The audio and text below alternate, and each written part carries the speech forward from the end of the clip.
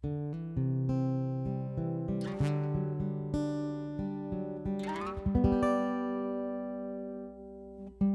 everyone, I'm John Steele, and this is After 4, a podcast for InterVarsity alumni.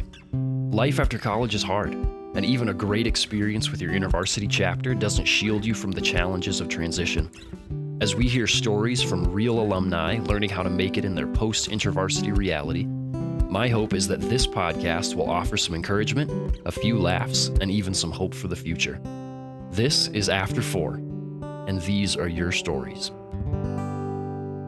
Hello, alumni. Welcome back to After 4, the podcast that's just for you. And if this is your first time joining us, I am glad you made it. I'm John Steele, and it's time to jump into another great alumni story. This week is actually a first for the podcast. Today, you're going to hear from our very first alumni business owner. Now, we've had alumni on the show in the past who do own a business, but this is the first episode where we're going to focus in on the business as the primary topic of our conversation. So today, we're joined by Maryland Institute College of Art alumna Tatiana.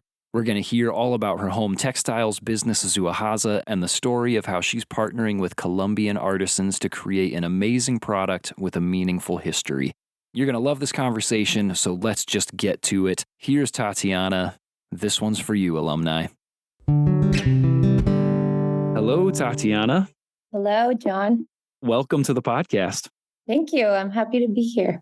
I'm really glad that you're here today. This is super exciting because this is my longest distance interview. I'll let you tell people why that is, but would you please, just as we get started here, introduce yourself? Tell us, what do we need to know about who you are, Tatiana? Yeah, sure. Thank you. So I'm Tatiana. I am from Colombia, South America. I live in Colombia. So currently we're talking from, I guess, very north to very south Yes. of the Americas. I grew up in Bogota, the capital of Colombia. I grew up in a Christian home, and then I had the privilege of going to study abroad after I graduated high school. I went to school in the US and I was able to study art. That's a passion that I always had since I was a kid. So it was really, really sweet to see God's plan come to fruition. That was definitely a dream come true for me. Where was it that you studied? I studied in an institute called the Maryland Institute College of Art in Baltimore, Maryland. I'd never heard of Baltimore before, just the Hairspray musical. That's pretty much it. Oh, that's great. Yeah, so it was really new for me. And studying art in Baltimore was also very transformative because it is a city that has a lot of community involvement. A lot of people there that are creatives are just so used to using their skills to serve the community around them in any way possible. So I really enjoyed that it was not just a bubble of art and galleries, but it was actually making sure that whatever we're learning in school, we are taking out and putting it to work in real life. What I already know of your story, that just totally makes sense. We'll get into that in just a little bit, but I assume that it was during your time in Baltimore that you met InterVarsity. Tell me just a little bit about that story and if there's maybe one standout memory from that time. So when I arrived, I was excited, but also very nervous to find a Christian community. And I remember that I started to meet some people that had some church background, but it was a little bit awkward to talk about it. And it was until I met some friends at the international welcoming booth. And they said that they had seen this club InterVarsity and that there was Bible studies. And so I immediately was like, I need to go there. And one memory that I always carry with me is one night, the InterVarsity from another school that was really close by and the InterVarsity from my school, they decided to partner together for a small worship night because none of us visual artists knew how to play an instrument. And the other school was a music school. So obviously they were like, I'll play some guitar for you guys. It was really sweet. It was a really nice worship night. But more than that, I see it as a moment where God answered a lot of prayers. You know, we're all scattered around school in our dorm rooms, praying for community and friends. And then that night we all met each other. And it's been like 8 years or plus since that. And I can still say that they're some of my best friends today. So that was really sweet. It definitely felt like God just answered all of our prayers that night. That's really cool. Amazing to see how something like worship, which we oftentimes think of this very vertical experience, like us and God kind of experience, worship is also this very communal experience, this sort of horizontal, and that those things happen together, not only useful for drawing us closer to God, but useful for drawing us closer together. And that's something that actually cemented relationships for you for years to come. That's really exciting. You're a 2016 alum. And then after graduation, and I'm sure that there are things that are happening during your college career as well that start moving you in the direction of what is the business that you own today. Tell us just a little bit about the business that you own. And then I want to hear more about the story that got it to where it is today. So my business is called Zuahaza. It's an artisan business. We focus on making decorative home goods like pillows, blankets, table linens, anything that's home decor. But the focus is that it's handmade by artisan communities in Colombia. And we also have incorporated a sustainability aspect to our business using materials that are really friendly with the earth, with people that use it. So it's something that we feel that we're honoring people and honoring the earth by using this type of materials that are not harmful. So that's the business. Can you tell me the significance behind the name Zuahaza? Like, for me, Minnesotan, what does that what does that mean? Yeah, sure. So Zuahaza is technically a made up word. It's two indigenous words from a mountainous region where I'm from. And the two words mean my and then sister. So I basically combined them together to create a word that to me just meant sisterhood. And that was really significant to start the business because a product-based business generally has a focus on the product. Of course, you have to make a product and make a sale. That's the whole point of it. But I really wanted this to be more of a collaboration, a community between mostly women, because women in Colombia are traditionally the ones that make craft, that are, you would say craftsmen, but craftswomen, I would say. Yes. Yeah. And so I just kind of felt a need of wanting to symbolize the relationship that I wanted to carry through. Instead of a boss and an employee sort of relationship, more of like sisters helping each other and growing each other to make products and sell them. It sounds like a very different relationship that you have with these people than what we might think of from, the products that we see at Target or whatever it might be. That's amazing. Tell me the story of what inspired Zuahaza. I would go back to college when I quickly fell in love with textiles. I fell in love with craft mostly. I started off as a painter and I still do and I love, but I think I really resonated with textiles because there was a huge human connection behind it. There's so much history, so much culture. I was fascinated by the way, if you see textiles from the ancient Middle East, ancient Indonesia, and then the same time in South America and Mesoamerica, these communities were making textiles at the same time in incredibly complex ways, and they had never met each other before. There was so much history and culture that I thought it was beautiful. From there, I started to focus my training in textiles, in learning how to weave, how to naturally dye, how to understand what makes a fabric. And I was praying through my senior year, asking God to really help me figure out how this passion was going to be, not just give me a job, but that I was using my skills for something good, for something that God had called me to. There was a trip that I did with my school to Turkey the summer of my junior year. It was 2 weeks of going to workshops and museums. And there was one specific NGO that we met, and I loved their story. That day, I felt like God spoke to me about potentially what my skill could be put into work. Basically, the whole model of the NGO was that they wanted to preserve the craft that a community of weavers had, and little by little was getting lost because of mass production. So the history really of their culture was getting lost. Therefore, they stopped practicing it. And so craft is like playing an instrument. You really have to practice it to master it, to be good. It was really not at the high level that they had before. And someone saw that, said, we can't allow this to be lost. And also people were losing a livelihood. So they decided to basically create an NGO to support craft, to give them the time and space to do it. Making a rug can take you months. So Wow. They would give them the economic support to be able to sit down, make a rug in the traditional ways with the materials that were used before in the skill set. And fast forward to today, this NGO has really revitalized this community economically and culturally. This community is known to be some of the best weavers of this technique. Their rugs are exhibited in museums nowadays.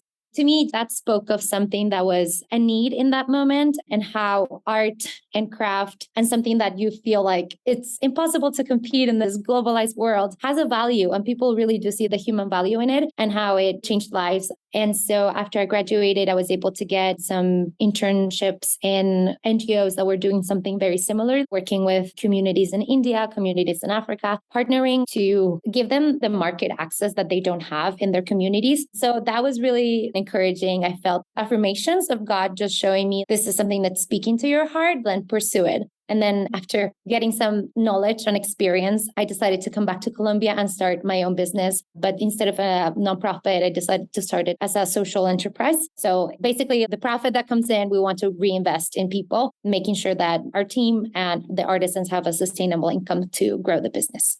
Maybe this is my Western mind at work here. I think about the idea of something like these home goods being, okay, you're making a practical good and somebody is making a living off of it. And to think that the experiences that you've had and what is feeding into what Zuahaza is today is so much bigger than that it is this idea of preserving culture. When I think about going into a store and buying something, I don't even think about that as being something that's representative of culture and something that requires a skill to develop, and that even that skill has ties to culture. That is fascinating to me, to think about the experiences that you've had and the work that you're doing today, that it's not just making a living wage and it's not just about creating a practical product, that it is about preserving and sharing culture with the world. And that is just such a fascinating concept to me. I think that's really cool.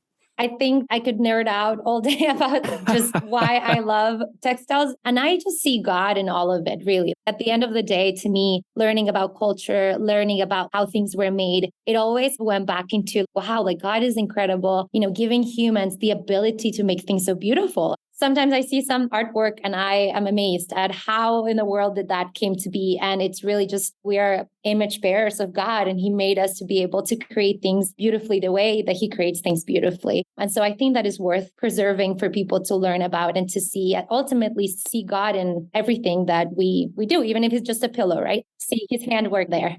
And it's really cool to think that something like these ancient processes that have been carried on, you said that these are places that are creating similar things, but from very different parts of the world. And I imagine that there are places that you can see similarities in their techniques and in the types of fibers and things that they would use, but then also things that are very distinct in their techniques. And that even that shows, like, here are the places as image bearers of God that we have overlap in who we are, but then also where we have these very distinct and unique aspects of God's characteristics that we show. And that, like you're saying, even in something like a pillow, that those things can be expressed. I love that. So, Tatiana, you've already alluded to some of these things, but tell us just a little bit more. How do these experiences that you've had impact the way that Zuahaza operates and the products that it provides today? So through the experiences I had, I was able to have a grasp of what it actually takes to have a business operating in the real world. And through those, I did experience some of the negative side of things. I was able to see when things don't go right in terms of paying people fairly, paying people on time. You market yourself like, we're going to pay this artisan, we're going to help them. But then at the end of the day, the people that are in the business or in the workshop working with them start seeing inconsistencies. And I think those experiences and seeing it in someone else's business allowed me to really have the strength to choose to put people first always, and just trusting God that, okay, we didn't reach our sales goals, but people need to eat and pay rent. I need to put myself in their shoes and know that your paycheck is still going to arrive on time. And that's really difficult as a business owner. I feel like your values are always at test. It's like, are you going to choose this or are you going to choose that? So the model of work that I want to do is make something, always pay the artisans. Then when we have enough money, okay, make more things. And that is really slow, but it's the way that we can actually work out our values. And that means that we need to make sure that we are growing our foundations really strongly, making sure that we cherish the relationships we have, That's another thing that I saw was that because people came into some of these communities with big ideas of, hey guys, you're really skilled artisans and we're going to help you sell in the US or in Europe, they got them all excited. And then, a couple months or years go by and they start failing at their word. They don't start paying them fairly or fast, kind of breaking those relationships. So with that, I really was praying through what is God's heart in this? I felt God was telling me that this business is about bringing that sense of worth back to a lot of workers that they themselves don't think that being an artisan is actually valuable. And so I thought that one of the best ways of speaking God's purpose and worth into artisans' lives was making sure that they know, hey, we're in this together. I'm a woman just like you from the same country, image bearers of God. More than making sure the business is successful is treasure relationships. And we've become actual friends. We've seen each other in bad moments and in good moments. But I think the most valuable thing that God has given the business is trust. We are not a big business or we're not to the point that we want financially, but I am really happy that God has helped me through this process of not putting money first, but really putting people first. It sounds like integrity across the board is a hallmark of Zuahaza. Integrity in the product itself, integrity in saying we value our artisans and we want to make sure that you are put first. And integrity just in what you said that this name stands for. We operate like we're family. We look out for each other and we take care of each other. And that's really exciting. Even if, like you said, it has to move a little slower than you might really want it to, that it's developing a strong foundation that can maintain even through difficult times. So I also know about another story that I would love to hear a little bit more about, and that's because of the way that Zuahaza was developing at the time, that there was actually an opportunity to support rural communities in a new way during the pandemic. Can you tell us a bit about that experience? So our business launched in November 2019. So just a few months before COVID changed our lives. But that moment, we had already started to work with a main group of weavers that make the majority of our products, pillows and throws and all products with cotton. We had already developed a small inventory. We launched our website. And then COVID hit and everything collapsed in Colombia. The roads connecting towns with cities, everything was absolutely closed unless you were working in the medical field or food delivery. But apart from that, you couldn't just take your car and go somewhere. So that meant that many rural communities where they depend on selling their craft, they go to cities, to art fairs, and they have to travel so long to get to these places to be able to sell their products. For almost 6 months, they were in their towns, locked up, basically. Thankfully, God is so good that because we launched before the pandemic, we already had a website, the payment site, all the logistics of shipping a product, all of that work we did by November 2019. And so I say it's a blessing because when 2020 came and it was March and, no one could do anything, at least we had our operations working. We could sell products. We had our inventory in the US mostly. And then a month into the pandemic, FedEx was able to pick things up in Bogota at least, and then send them to other countries. So we weren't really disrupted with selling products. So in that moment, there was a government organization that basically just had like a contact book of a bunch of artisan groups across Colombia, not just textiles, but it's baskets, rugs, like other products. They basically just kind of send out an email, like asking people, I know you make this product, but can you design some baskets with this other group that is literally stuck over there and can't sell their products? And so we started to work through 2020 with a family that makes rugs and then a family that makes baskets in other regions of the country. So that way we were able to start working with other groups out of this moment of necessity. And now I see today how baskets and rugs have really complemented our brand and have allowed us to grow really into becoming a home brand, not just soft textiles. The word home goods is so broad that it allows us to be able to work with multiple groups that might not weave or might not work on fabric specifically. They can work on wood or something else. And so it's open enough that in the case that we do grow and expand, we're able to allow more artisan groups to join in with us and sell their products with Zuahaza.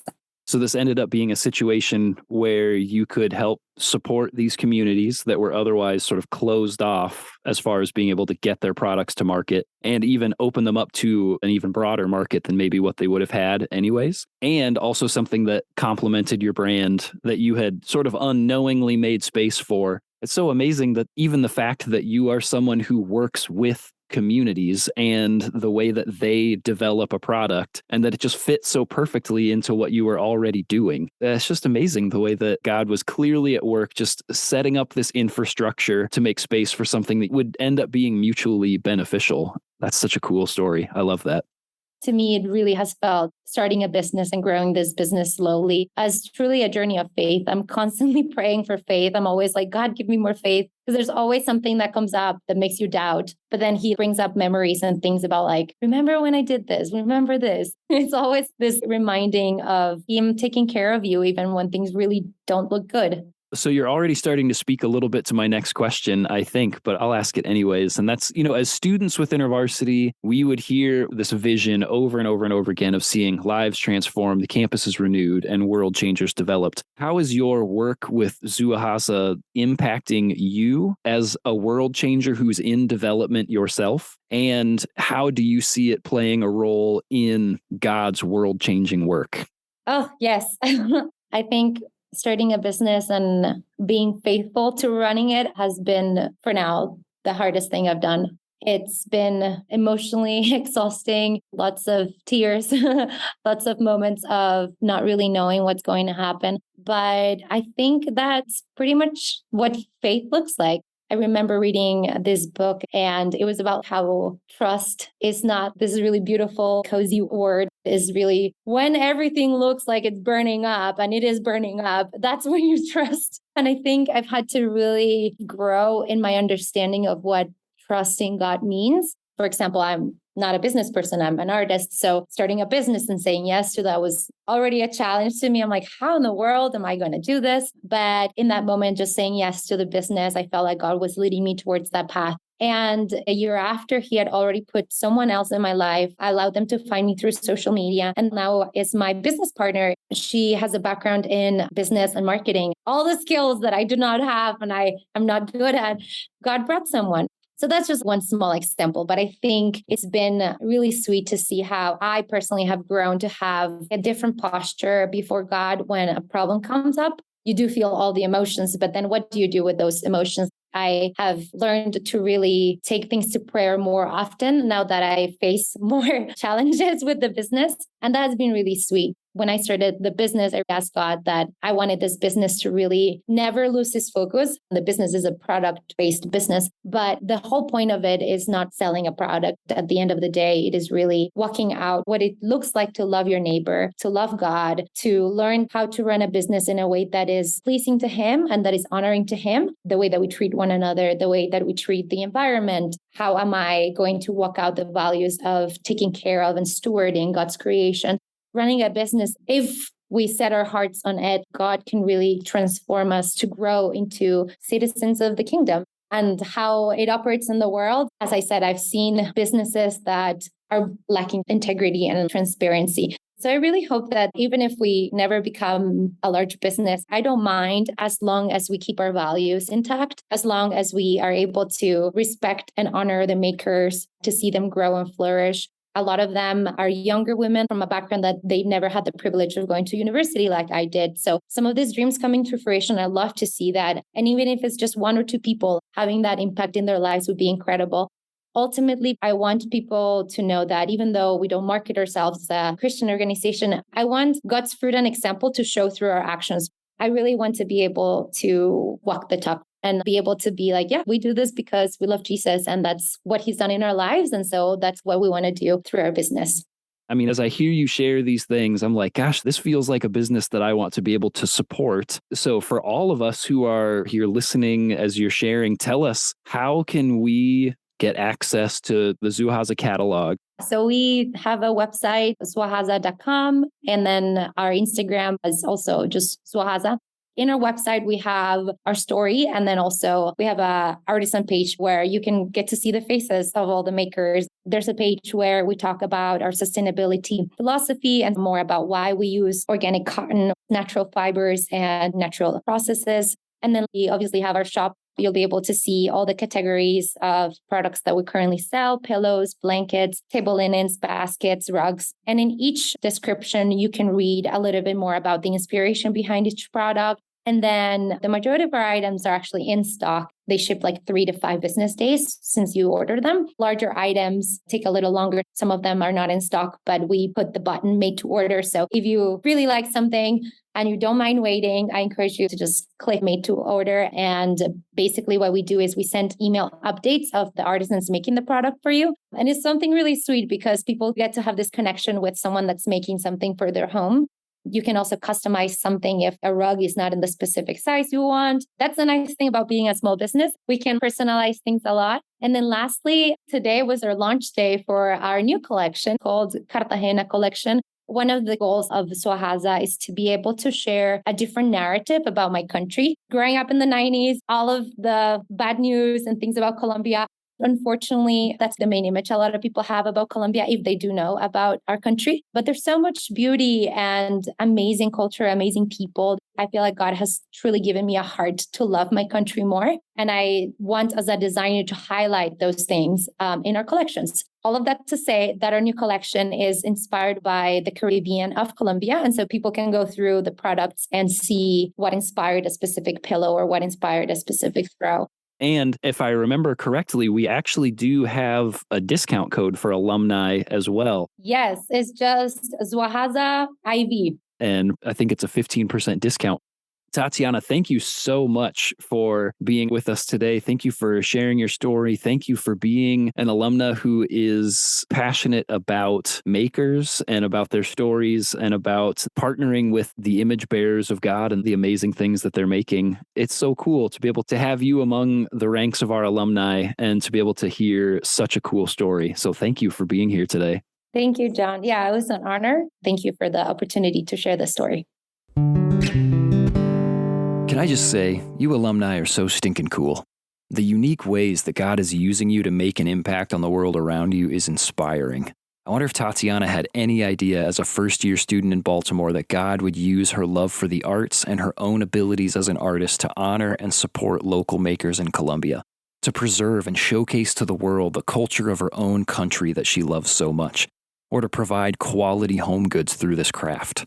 I'd have to think that might seem a little far-fetched at that stage of life, but here she is, changing the world in a very real way through the gifts and passions that God has given her. And how great that we can even have a small piece of that in our own homes. So, once you're done here, jump on Zuahaza's website, find something beautiful for your home or someone else's, and use that special alumni discount Zuahaza IV to get 15% off your purchase.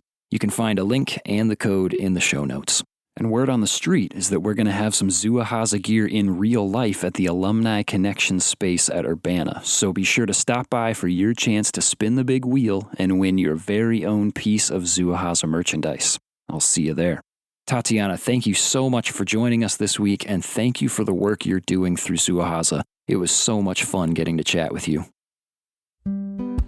All right, we're tying a bow on this episode, but come on back next week for my conversation with Youngstown State University alumnus Jeremy. This is going to be a bit of a different conversation. We're going to learn about some of his experiences in the world of higher ed, his interactions with a couple you might recognize from a previous episode of the podcast, and why, despite having a deeply meaningful experience with his InterVarsity chapter, Jeremy no longer identifies as a Christian. I loved getting to chat with Jeremy, and I'm excited to share our conversation with you. So as always, be sure you're subscribed on your favorite podcast platform, set those episodes to download automatically, and make your kindergarten teacher proud by sharing nicely with others. That's it for today. I will see you in the after, alumni.